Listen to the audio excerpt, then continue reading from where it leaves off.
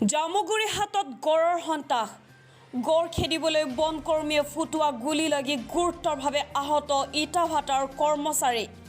গড় খেদিবলৈ গৈ বন কৰ্মীৰ গুলিত এজন ইটাভাটাৰ কৰ্মচাৰী গুৰুতৰভাৱে আহত হ'ব লগা হোৱা এক ঘটনাই চাঞ্চল্যৰ সৃষ্টি কৰিছে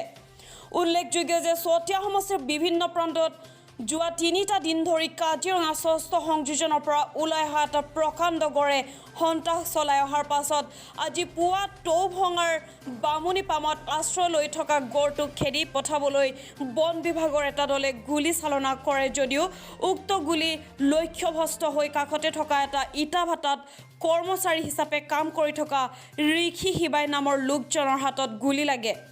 ইফালে এই ঘটনাত ইটাভাটাৰ লগতে স্থানীয় ৰাইজৰ মাজত হুৱা দুৱা লগাৰ বিপৰীতে গুলিত গুৰুতৰভাৱে আহত হোৱা লোকজনক ততাতয়াকৈ উত্তৰ জামুগুৰি চিকিৎসালয়ত ভৰ্তি কৰে যদিও অৱস্থা সংকটজনক দেখি চিকিৎসকে গুৰুতৰভাৱে আহত লোকজনক তেজপুৰ চিকিৎসা মহাবিদ্যালয়লৈ প্ৰেৰণ কৰে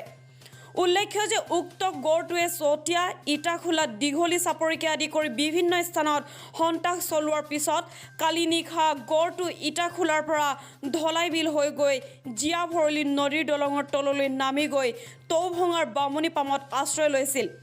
জানিব পৰা মতে বৰ্তমানে বন বিভাগে দুটা হাতীৰ সহায়ত বনাঞ্চললৈ খেদি পঠাবলৈ চেষ্টা চলোৱাৰ উপৰিও শেহতীয়াকৈ গড়টোক ট্ৰেংকুলাইজ কৰিবৰ বাবে বন বিভাগে সকলো প্ৰস্তুতি সম্পূৰ্ণ কৰিছে কিন্তু বৰ্তমানলৈকে গড়টোক ট্ৰেংকুলাইজ কৰিব পৰা হোৱা নাই অঞ্চলত যে গড়ে সন্ত্ৰাস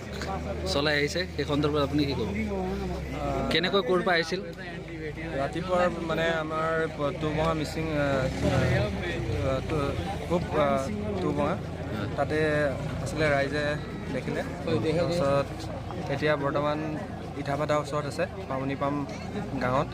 আৰু এজন আঘাতপ্ৰাপ্ত হৈছে গুলি কাৰ গুলিত এইটো বন বিভাগৰ